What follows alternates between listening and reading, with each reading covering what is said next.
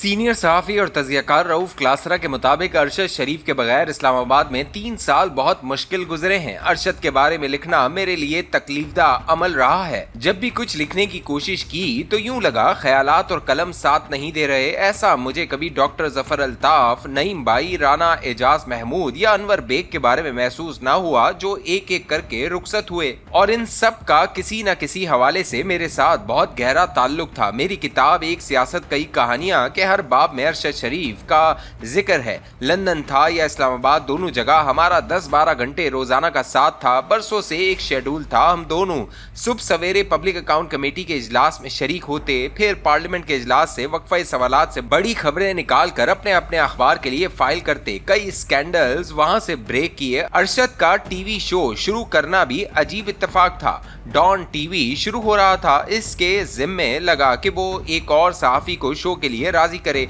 उस सहाफ़ी के साथ मॉक शो हुआ तो इंतजामिया को इस एंकर से ज्यादा अरशद शरीफ स्क्रीन पर अच्छा लगा और इसे कहा गया कि वो शो शुरू करे।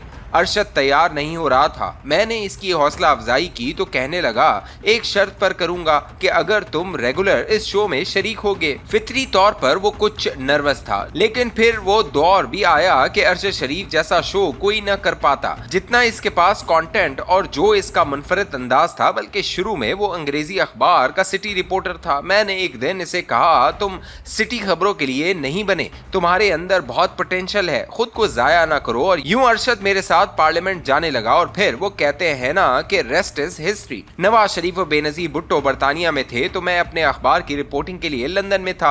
अरशद को भी इसके चैनल ने लंदन भेजा और हम दोनों ने लंदन में खूबसूरत दिन इकट्ठे गुजारे। इस्लामाबाद में अरशद शरीफ की बरसों से ये रूटीन थी कि अपने खानदान के बाद इसके दोस्त ही इसकी जिंदगी का अहम हिस्सा थे। अरशद अपने दोस्तों और खबरों के बगैर नहीं रह सकता था। इसे खबरें और दोस्तों की कंपनी रोजाना चाहिए होती थी। वो 1 बजे घर से निकलता तो मुझे फोन करता, कहाँ हो?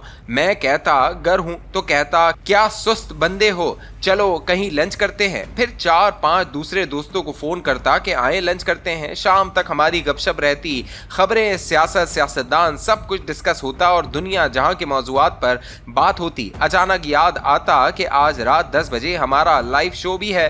हम सब दफ्तर को रवाना होते, अपने अपने शो की तैयारी करते। जूं ही अरशद अपना शो खत्म करता तो इसके टीम के मेंबर अली उस्मान का मुझे फोन आ जाता कि अरशद साहब पूछ रहे हैं डिनर कहाँ कराना है। यूं हम सब दोस्त फिर मिलते। रात 2 बजे तक गपशप लगती और ये सिलसिला सोमवार से जुमेरात तक चलता। फिर जुमे को शोज से छुट्टी होती तो अरशद हमारे एक दोस्त शाहिद भाई को फोन करता कि आज बैठक आपकी तरफ होगी। शाहिद भाई की बेगम साहिबा कमाल के खाने बनाती थी और शाहिद ने हम सब दोस्तों को बरसों तक अपने ड्राइंग रूम में होस्ट किया। फिर हफ्ते के रोज अरशद का फोन आ जाता कि रात 9 बजे घर आ जाओ, समिया ने अच्छा खाना बनाया है। सब दोस्त फिर अरशद के घर इकट्ठे होते, खाने खाए जाते और रात देर तक गप होती। इतवार के रोज अरशद मुझे कॉल करता, आज रात तुम्हारे घर बैठेंगे, और इतवार को यूं मेरे घर पर खाने और गप्पे चलती। ये सिलसिला बरसों से चल रहा था। अरशद के बहुत दोस्त थे और इन सब से हमारी भी दोस्ती हो गई थी। अरशद की वजह से लगता था कि पूरा शहर हमारा दोस्त है। इसकी जिंदगी में हर किस्मी दोस्त थे और सबको यही लगता कि अरशद ही इन सब का बड़ा दोस्त है। कोई दोस्त बेरोजगार हो गया है या किसी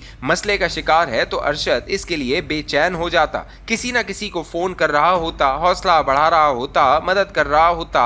अरशद के अंदर एक बागी हमेशा से मौजूद था। इसकी अपनी अलग राय थी और इसने सहाफत को शौक से अपनाया था, लिहाजा इसके काम और गुफ्तगू में मुख्तलिफ रंग था जो हुकूमतों के लिए बहुत डिस्टर्बिंग था। इस पर पहला मुकदमा उस वक्त बना जब शाहिद खाकान अब्बासी वजीर आजम थे। अरशद की एक खबर ने हुकूमत को हिला कर रख दिया। यूं अरशद के खिलाफ कार्रवाइयां शुरू हो गईं, पैमरा में इसकी पेशियां लगना शुरू हो गईं। लेकिन अरशद के अंदर मजीद कमिटमेंट आना शुरू हो गई और इसने बड़े बड़ों को चैलेंज करना शुरू कर दिया। आज शायद लोगों को यकीन ना आए कि अरशद ने 2017 में उस वक्त के DGC major general Faiz Hameed के खिलाफ भी खतरनाक ट्वीट किए। जब जनरल ने अरशद को फोन करके कहा वो शरीफ फैमिली के खिलाफ पानामा स्कैंडल्स पर प्रोग्राम करना बंद करे, अरशद ने परवाह न करते हुए इसका तिया पांचा कर दिया। अरशद के अंदर खौफ नाम की कोई चीज ना थी। वो जिस बात को ठीक समझता था इसके लिए वो किसी हद तक भी जा सकता था और अपनी जान भी दे सकता था और आखिर में यही हुआ। अरशद शरीफ के कत्ल ने इस मुल्क के हर घर को मुतासर किया है। अरशद के कातलों ने इसे जिस्मानी तौर पर खत्म किया है, लेकिन वो अरशद को लोगों के दिलों से कभी नहीं निकाल पाएंगे। अरशद की मौत के साथ ही हम सब की जिंदगियां बदल गईं। लगता है इस शहर में कोई अपना जानने वाला नहीं बचा। शहर का कौन सा कोना, रेस्तोरां या कैफे होगा जहां हम नहीं जाते थे। अगरचा अरशद के साथ कई दफा इश्यूज पर शदीद इख्तलाफात भी हुए, वो मेरी बात सुनता और मानता भी था। अरशद की फैमिली ने मेरे बीवी से गिला किया कि वो रऊफ की बात मानता था, इसे रोकना चाहिए था कि वो खुद को खतरात में डाल रहा था। मेरी बीवी ने बताया कि रऊफ ने कई दफा इस हवाले से बात की जिस पर वो मिलना छोड़ गया था। रऊफ का जोर अरशद शरीफ पर चल सकता था, लेकिन इसके बेरहम कातिलों पर नहीं। अरशद को लगता था कि इस मुल्क और उस जैसे सहाफियों के साथ धोखा हुआ जो मुक्तदरा को अच्छा समझते थे। मैं इसे कहता था कि धोखे का बदला नहीं होता, इससे सबक सीखे जाते हैं। वो कभी मेरी इस बात से इत्तेफाक न कर सका। एक दोस्त के तौर पर मैं अरशद की जिंदगी को लाहा खतरा से वाकिफ था और इसे बचाने की बहुत कोशिशें की, जिसके गवाह चंद लोग हैं। मेरा ख्याल था दोस्त का काम अपने दोस्त को बचाना होता है, न कि इसे मुसलसल खतरात की तरफ धकेलना, जैसे उसके चंद और दोस्त कर रहे थे जो अचानक इसकी हमदर्दी का लिबास ओढ़ कर आ गए। मैंने माँ बाप खोए, बहन भाई खोए, डॉक्टर जफर अल्ताफ को खोया। इन सब को एक पलड़े में रखूं तो भी अरशद की मौत का बोझ ज्यादा भारी है। अरशद को इंसाफ नहीं मिला।